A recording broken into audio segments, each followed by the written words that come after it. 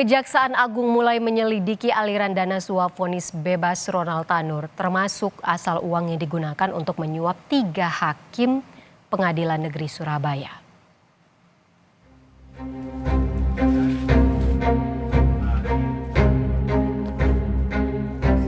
Perhatikan perbincangan pria yang diduga penyidik Kejagung berikut ini.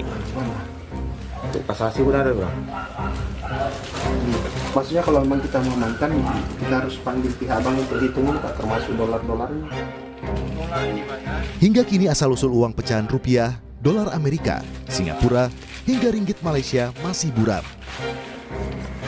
Namun yang pasti, dari pengacara Ronald Tanur, penyidik menemukan uang dalam bentuk pecahan rupiah lebih dari 1 miliar rupiah. Ya, yang pasti uang itu dari pengacara dan terus kami kembangkan, kami dalami tentang dari mana asal-usul uang itu. Tentu sekarang lagi dalam proses, saya tidak sampaikan sekarang, karena ini baik yang ada di Gedung Bundar maupun yang ada di Kejaksaan Tinggi Jawa Timur, para saksi sedang diperiksa dan didalami tentang terkait asal-usul, berapa jumlah seluruhnya, dan motivasi apa tujuannya. Kejaksaan Tinggi Jawa Timur pun mengungkap adanya potensi tersangka baru dalam kasus suap hakim. Kepala Kejaksaan Tinggi Jawa Timur menyebut ada potensi tersangka baru dari kasus pemberi suap kepada Hakim Pengadilan Negeri Surabaya. Namun, ia tidak merinci lebih jelas siapa tersangka baru pemberi suap hakim yang memvonis bebas terdakwa Gregorius Ronald Tanur. Ada opsi untuk kemungkinan bertambahnya tersangka dalam kasus suap ini? Nah, kalau kita mengungkap siapa pengungkapnya? Asal-usul uang suap dan sampai mana uang suap mengalir kini jadi perhatian publik. Yang pasti, vonis bebas Ronald Tanur telah dianulir dan diganti vonis 5 tahun penjara. Tim Liputan, Kompas TV. Dan untuk mengetahui informasi terkini dari eksekusi Ronald Tanur, kita segera bergabung bersama jurnalis Kompas TV, Alfian Rahman di Kejaksaan Tinggi Jawa Timur. Alfian, bagaimana soal eksekusi Ronald Tanur? Kapan akan dilakukan?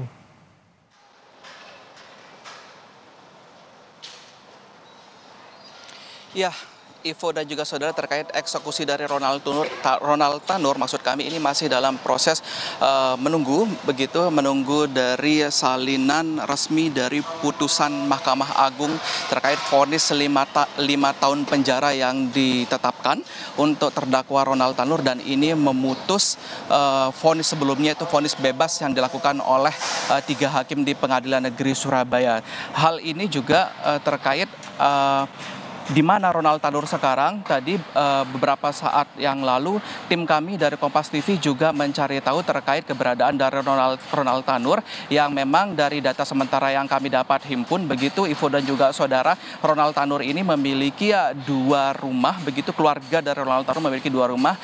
Yang pertama ada di NTT atau Nusa Tenggara Timur, yang kedua berdomisili di Surabaya, salah satunya yaitu di Kompleks Perumahan Mewah Pakuwon City, Surabaya Timur.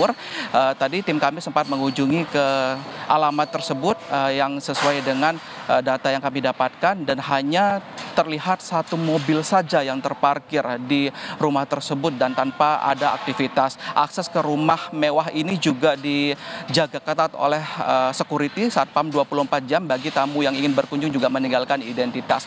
Otomatis hingga saat ini kami juga masih mencari tahu terkait keberadaan dari Ronald Tanur, apakah memang ada di Surabaya atau di NTT atau mungkin di tempat lainnya di Indonesia. Namun informasi yang kami dapatkan dari Kepala Kejati Jawa Timur Ibu Mia ini yang menyebutkan bahwa hasil koordinasi dari Kejati Jawa Timur dengan pihak keimigrasian ini memastikan bahwa terdakwa Ronald Tanur masih berada di Indonesia, kendati beberapa waktu sebelumnya sempat diketahui melakukan perjalanan ke luar negeri, ada 2 tujuan negara yaitu Singapura dan Thailand. Namun informasi terakhir yang kami dapatkan, terdakwa Ronald Tanur ini sudah kembali lagi ke Indonesia, namun posisi pastinya ini kami belum dapat mengetahui. Terkait eksekusi kapan akan dilakukan, ini pihak Kejati akan berkoordinasi dengan Kejagung begitu untuk segera melakukan proses eksekusi penangkapan terkait Ronald Tanur sambil menunggu